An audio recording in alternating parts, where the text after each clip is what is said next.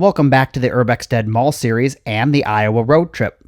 Today's episode is a double feature. Now, I don't normally do double features because I like to do a real thorough job of documenting each mall that I visit, and I end up with enough footage to make at least a 10-minute long video.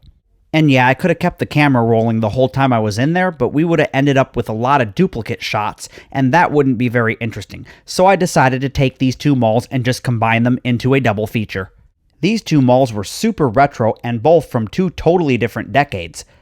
So the first mall we're going to take a look at is the Muscatine Mall in Muscatine, Iowa. Now, I do realize I could be pronouncing that name incorrect, so if you're a local, let me know down in the comments, because it could be Muscatine or Muscatine. Now, right off the bat, this mall has some really amazing aesthetics. I love the 1970s looking tile in the middle there, kind of that orangish color. But then we also have a lot of the 1980s and 1990s with that stripe going around the top of the wall, like by the ceiling. Yeah, you could definitely tell this mall was frozen in time and hadn't had any renovations in a long time, and that's exactly how I like them. So being how small these malls are and not having a whole lot of footage from them, I kind of contemplated whether I wanted to actually put in the history of both of these two malls that we're taking a look at in this episode. But, I guess I'm going to try and squeeze it in for both of them. So here's a brief history of the Muscatine Mall.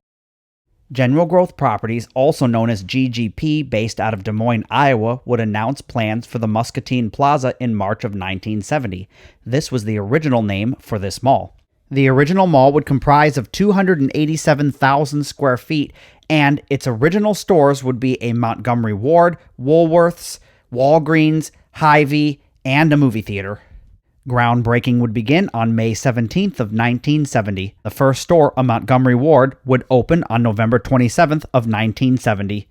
This Montgomery Ward was special because it would include an automotive repair shop as well as a restaurant. The next store to open at this mall would be the Woolworths that would open in June of 1971. A 663-foot-long hallway would be constructed to connect these two anchor stores together, and the grand opening ceremonies would be held on August 5th of 1971, which would include a ribbon-cutting ceremony hosted by the city's mayor, along with pony rides and a vintage car show. Some of the very first inline tenants for the mall would include a Baskin-Robbins, Kinney Shoes, Carmel Corn, Pizza Hut, and soon thereafter a Maurice's and a Musicland. In September of 1972, the mall would hold its very first anniversary celebration, which would include drawings for over $600 in prizes from the mall merchants. By now, the mall was doing quite well with 27 stores. Then in 1974, Linoff, which was a clothing store based out of Minnesota, would open the Moray, A, and Bostwick's for men clothing store at the mall. 1975 would see the addition of a 48,000 square foot JCPenney. It would be built on the east end of the mall and become its third anchor. And it was right around the addition of this new JCPenney that people in the community began to refer to this as the Muscatine Mall. Now, due to the smaller size of the Montgomery Ward here at the Muscatine Mall, they would announce that in September of 1978 that they would close the store due to the fact that they just thought it was too small of a store to offer a full line of merchandise. The Montgomery Ward would soon go on to become the 8th location of the Peterson Harnd Von Maur, which we refer to as just Von Maur today. So I wanted to stop here just to take a moment to admire this Plaza Theater, and it's so sad that it's out of business and no longer open. But I just kind of wanted to get your guys' opinion. Do you think this mall screams more 1970s or more of a 1980s vibe? Or is it just sort of stuck in limbo between both those decades with sort of just a mismatch of both periods? I'm kind of more on the it's a mismatch of both periods, Like, you can see some of the 70s aesthetics, but then you get a lot of that 1980s with the stripe going around near the ceiling. Alright, now back to the history of this mall, because we still got quite a bit to cover. Between 1979 and 1980, the mall would undergo a renovation. This would include adding new bricks to the main walkways, as well as new lighting, planters, and a mirrored ceiling over the center court. It was also at this time that the Hy-Vee market would relocate to a larger store outside the mall. Heading into the 1980s, the mall would undergo a number of changes, and the first change would come with the Woolworth store being converted into a Woolco in mid-1981. Unfortunately, this wouldn't last very long. because only a year and a half later the company would announce that it was going to close all the Woolco stores by the beginning of 1983. Soon after the closure of the Woolco, it would be converted into a Walmart. And this brand new Walmart store would open on July 1st of 1983. But that's not all, because this was Iowa's very first Walmart. But not only that, this was the northernmost Walmart store at the time. Okay, you guys, so I don't know what this restaurant used to be here, but OMG, it just screams 1970s, but then on the inside, it's got like that classic diner theme going on. Wow, whatever it was, I would have loved to have eaten there. Let me know down in the comments what this used to be. And I'm sure it was probably several things over the years. Along with the brand new Walmart, the former location of the Hy-Vee would be subdivided for a new Northwestern Mall entrance, and several smaller tenants would move into this space, with the expansion opening on August of 1983. And one of these tenants would be the Kimberly Smorgasbord, a buffet restaurant which also had 2 locations in the Quad Cities. This restaurant would later be renamed to the Liberty Smorgasbord before closing in 1987. By 1990, the mall had grown to 345,000 square feet and had around 50 stores. All throughout the 90s, the mall was doing great. That is until we hit the early 2000s. And that's not to say that it immediately started failing, because it did gain a few notable new stores, mainly a Menards, the Staples, and an Elder Beerman department store.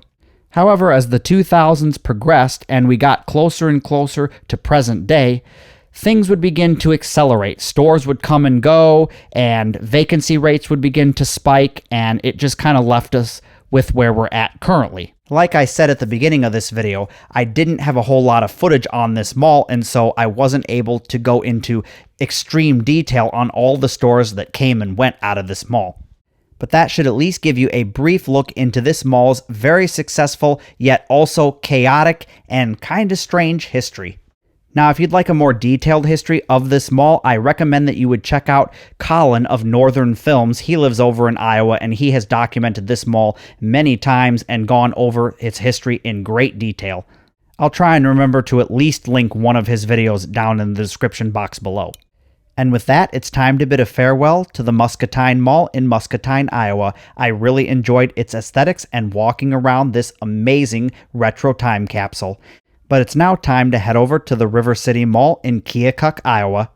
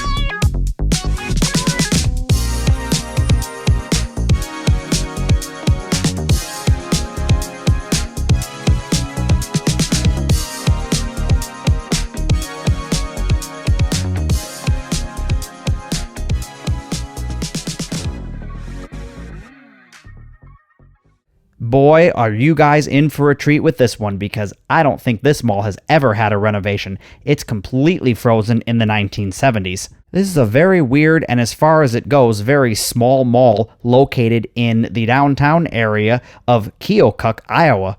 Well, it's not exactly located directly in downtown, kind of adjacent to downtown.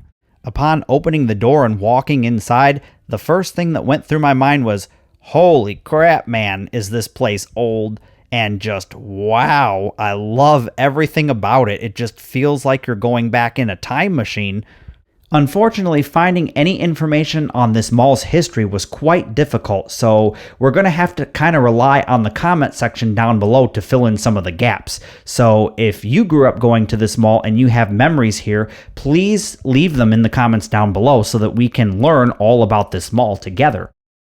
Now with that out of the way, here is the limited history that I was able to find on the River City Mall.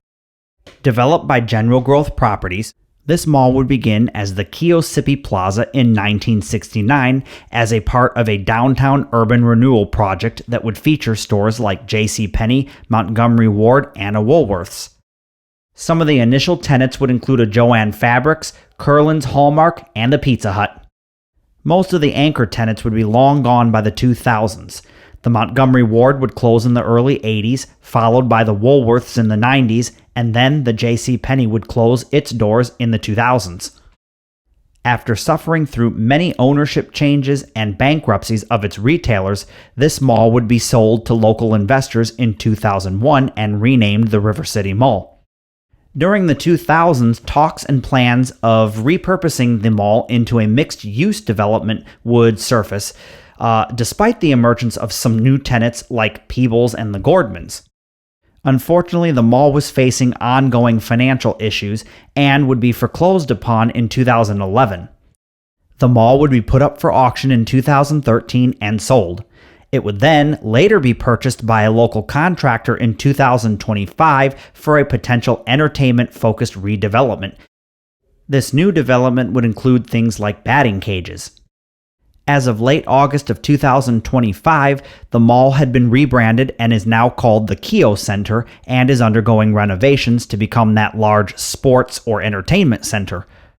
Now, it's unsure if these plans will continue moving forward or whether they'll stall out and nothing will come of this project, because when I visited, the only kind of construction I saw was in one of the anchor tenants at the far end of the mall. But that's the limited history here on this mall. Now, I want to focus our attention on the aesthetics of this place because OMG, wow! Now, for all of you mall rats out there, this is truly some eye candy.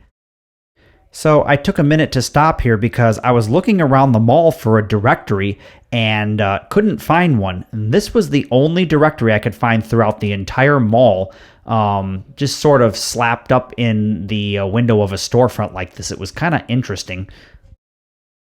Now, as far as the aesthetics goes, it was absolutely fascinating to get to walk through this mall and see pretty much all of the original storefronts intact, as well as the original flooring, all of the mall plants, and this lighting. Just, what is this lighting? It is like almost like you're in some kind of an acid trip here, because you can just stare down the long corridor and just see row after row after row of lights.